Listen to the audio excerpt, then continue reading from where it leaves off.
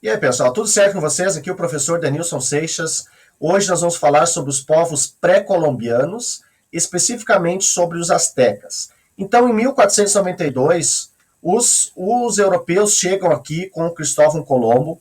O Cristóvão Colombo ele trabalha para a coroa espanhola, né? Ele é genovês, mas ele trabalha para a coroa espanhola.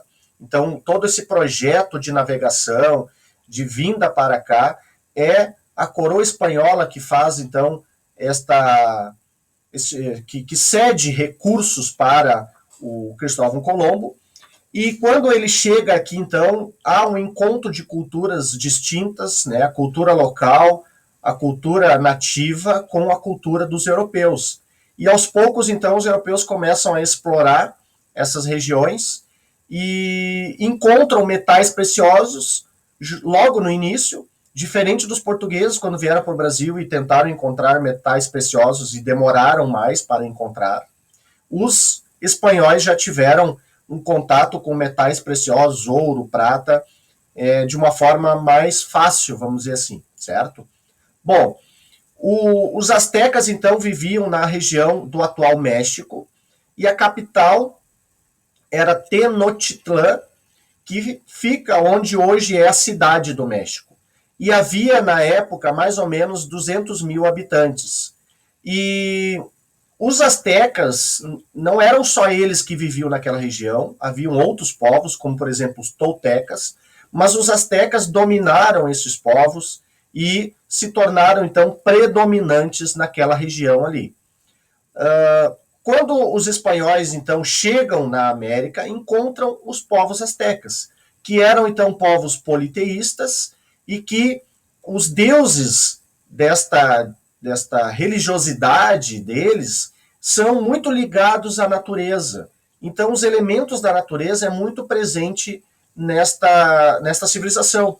Inclusive tem, por exemplo, Deus Sol, Deus Lua. Então, todos os elementos da natureza são fundamentais para que a gente possa compreender a religiosidade dos povos astecas.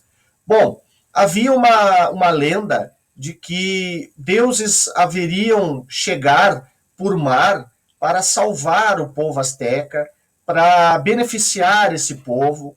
Então, quando os europeus chegam pelo mar, os astecas acham que esta lenda está sendo cumprida. Mas depois, né, com as relações se estabelecendo, eles vão percebendo que estão sendo, então, dominados pelos europeus. E não é aquela lenda que eles esperavam.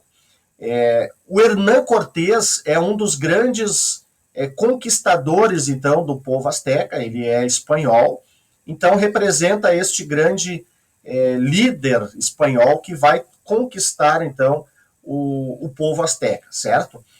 Falando em termos de política, os astecas eram governados, então, pelo imperador, e na época que os espanhóis chegam, é o Montezuma, que é o imperador asteca, e depois a gente vai ver ali uma hierarquia social ali mais adiante, certo? Bom, os europeus quando chegam aqui, eles acham que os povos nativos são povos incivilizados, incultos, atrasados, mas na verdade são povos que têm uma organização social bem rica em termos de política, economia, agricultura, religiosidade, comércio, conhecimentos, né? São povos que têm uma complexidade muito grande e são apenas diferentes dos europeus, mas não são menos importantes, né? Mas os europeus, é claro, que vieram com o intuito de conquista, de domínio, né, levavam em conta esta situação de se sentir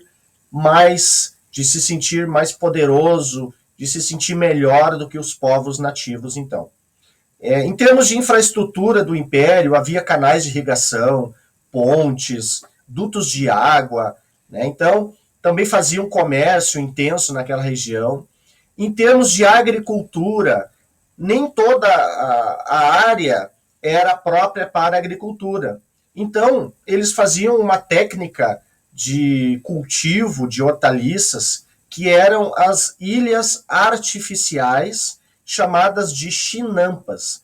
Então, nestas ilhas artificiais, isso dava condição para os astecas ter mais áreas cultiváveis, então.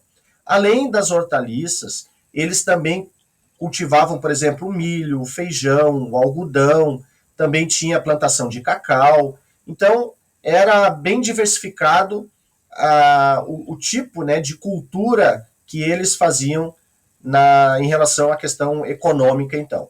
Eles também tinham domínio das técnicas de metalurgia, então de trabalhar com metais, né? Então, quando a gente fala na metalurgia, é de utilizar os metais para fazer ferramentas, fazer instrumentos, né? Fabricar esse tipo de utensílios, assim, para o uso do dia a dia, utilizando, então, os metais, né?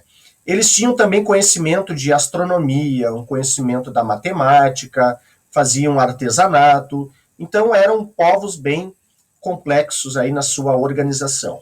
Agora, então, falando sobre a questão da hierarquia social, se a gente fosse fazer uma pirâmide social, o governante, então, estava no topo, considerado ele uma divindade, né? Isso nos lembra muito do faraó egípcio, né? Que também era considerado uma divindade.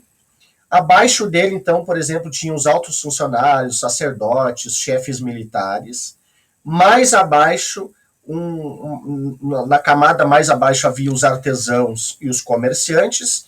E na última camada, os escravos, os escravizados. Que poderia ser, por exemplo, quando uma pessoa ou um grupo, né, era derrotado pela guerra, ou por questão da dívida, ou também pela questão de a pessoa cometer algum crime, algo nesse sentido, ela seria presa e seria então colocada sob o regime de escravidão, então, certo? Bom, essa é uma base dos povos astecas e mais adiante, então, nós faremos um vídeo especificamente sobre os maias e outro especificamente sobre os incas, então, certo? Então, muito obrigado, grande abraço para vocês e até um próximo vídeo aí. Tchau, tchau.